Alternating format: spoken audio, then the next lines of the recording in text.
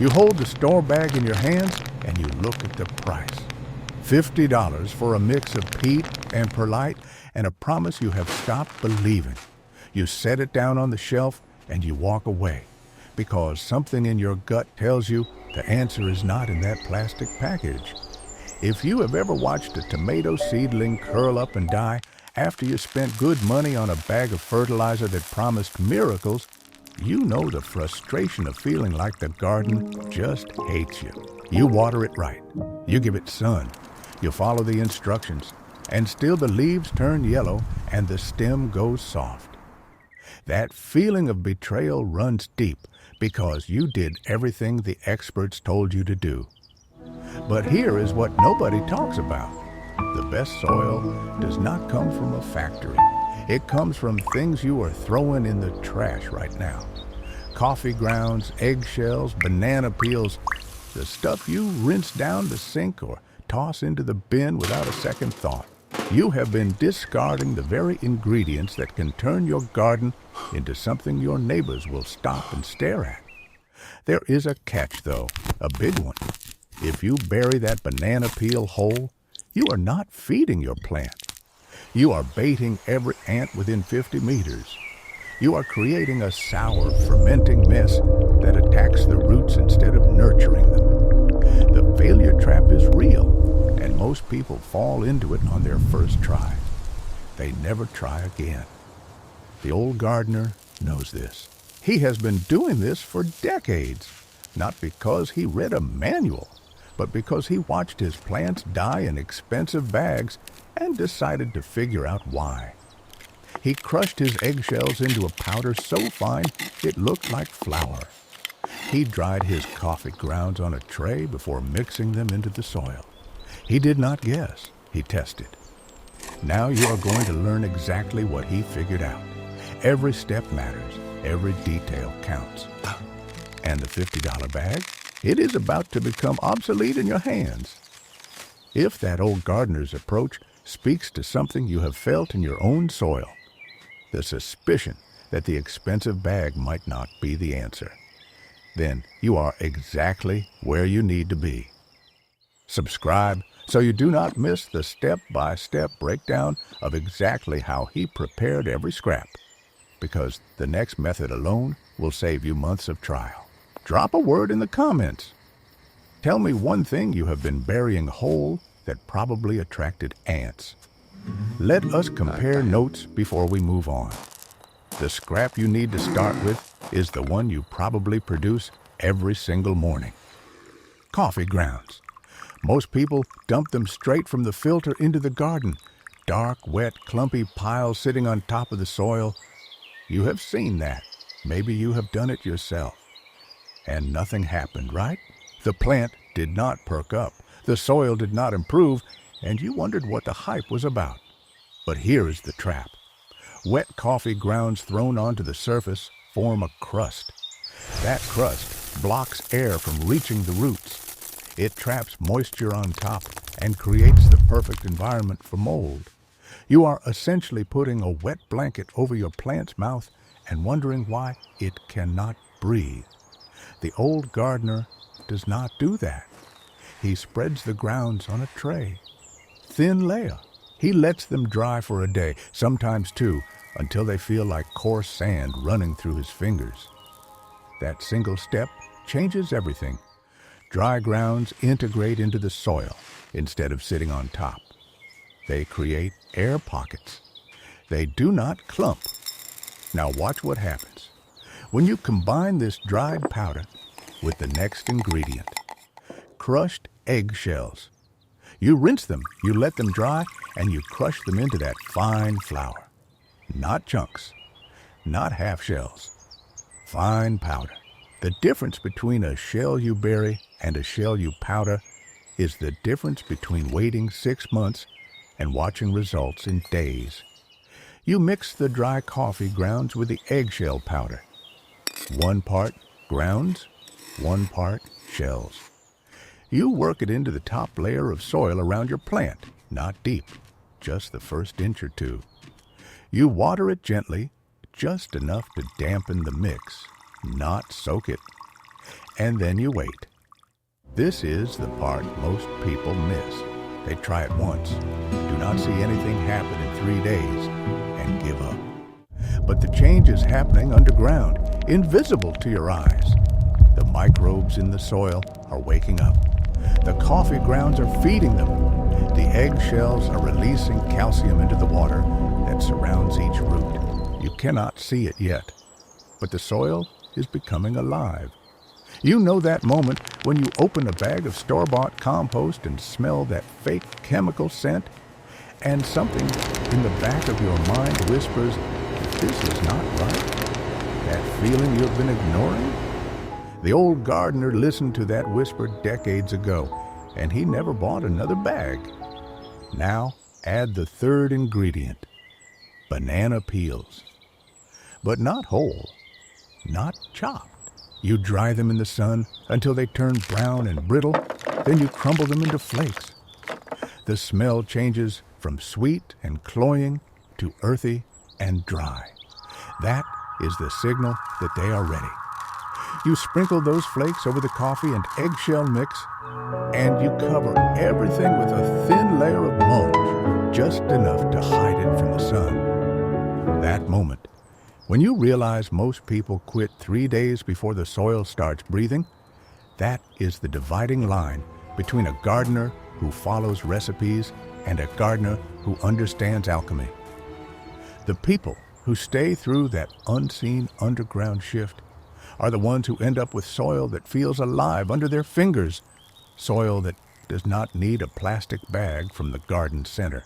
If you want to be one of those gardeners, the ones who ignore the 3-day panic and trust the invisible work, subscribe to keep walking through this process with us, block by block, scrap by scrap, until every plant in your yard proves the old gardener right.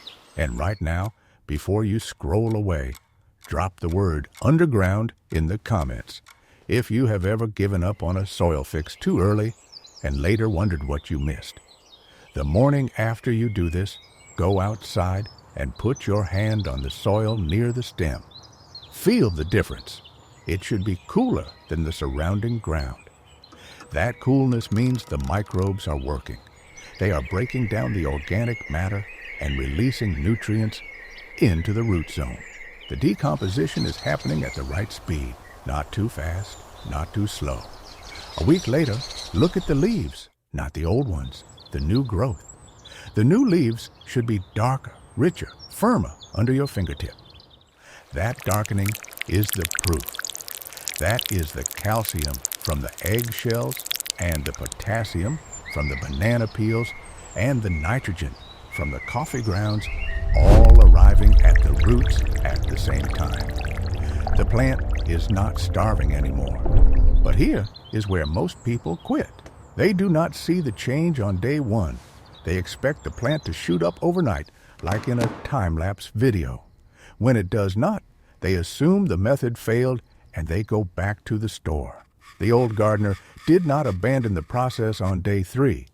He waited until day 8, day 9, day 10, and that is when the soil finally responded. Patience is not a virtue here. Patience is the mechanism. You remember the ant invasion I warned you about at the beginning? Here is exactly how you prevent it. Never bury fresh organic material. Fresh fruit scraps attract insects because the sugar is still present. Drying the peels until they are brittle removes that sugar.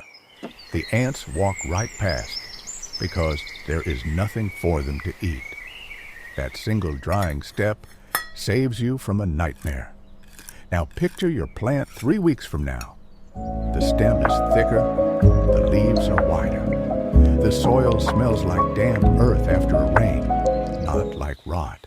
You pull back the mulch and you see earthworms moving through the mix, breaking down the scraps further, creating tunnels that let air and water reach every root. The system is running itself. You do not need a $50 bag. You need a tray, a sunny windowsill, and the patience to let the coffee grounds dry before you bury them. That is the whole secret. Not magic, not ancient wisdom.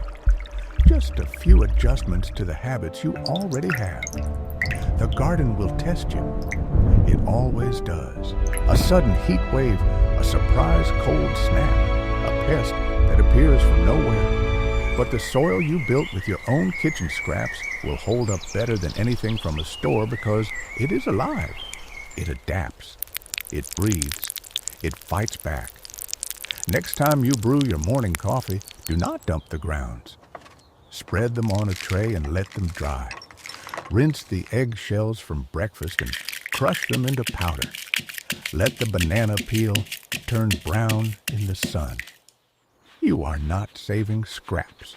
You are building a garden that does not need a single bag from a store. The first time you pull a handful of that soil up to your nose and it smells like the forest floor after a long rain, you will understand why the price tag on the store bag never mattered. That scent cannot be bottled. It cannot be synthesized. It comes from a process you started with your own two hands, using things you would have thrown away without a second thought. You push your finger into the top layer and feel the crumble. Not wet, not dry, just right. The texture of dark chocolate cake before it goes into the oven. That crumble means air is moving through the soil, reaching every root hair, delivering oxygen to the microbes that are working around the clock to feed your plant. That scent you just imagined, the forest floor after rain, is the only proof you will ever need that this works. Subscribe to keep uncovering these transformations, because there are dozens more scraps hiding in your kitchen right now, each one holding a secret the store-bought bags cannot touch.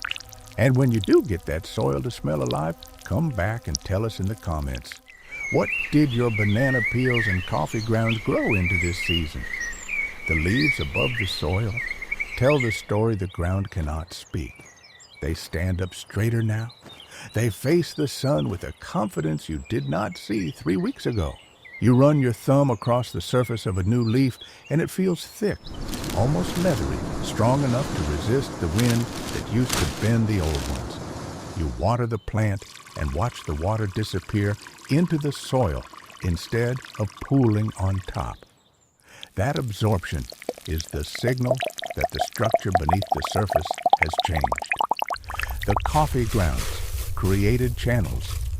The eggshell powder filled the gaps. The banana flakes fed the organisms that hold everything together in a living web. The neighbor walks past and stops. She asks what you did differently. You look at the plant, then at her, and you realize you do not have a single secret to share. You have a whole process, a system, a habit that started in your kitchen and ended in your soil. That is the moment it all clicks into place. The $50 bag was never the solution. It was the barrier. It convinced you that good soil had to be bought, that the ingredients were too complex to understand, that the experts held knowledge you could not access on your own. You proved them wrong with a coffee filter, an eggshell, and a banana peel that sat on your windowsill until it turned brown and brittle. No lab, no manual, no expensive subscription. Just the stubborn refusal to throw away something that could become alive again in your garden. The plant rewards you not with gratitude, because plants do not feel gratitude but with growth. Visible, measurable, undeniable growth that you can trace back to the exact morning you spread those coffee grounds on a tray and decided to wait. That patience was the only thing the store could not sell you. Your hand sinks into the soil one last time before you stand up and walk away. The earth is cool and dark and full of small organisms working in a silence. You built that world.